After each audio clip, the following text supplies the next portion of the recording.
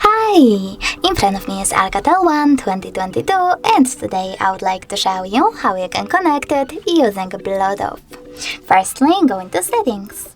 Then you need to select Bluetooth section over here and tap on this switcher to activate it.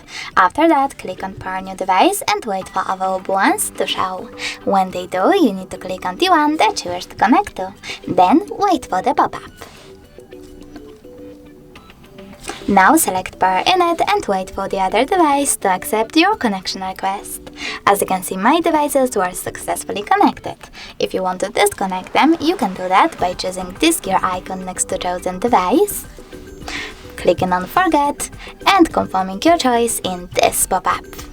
Thanks so much for watching. If you enjoyed this video, leave a like, comment, and definitely subscribe. Bye!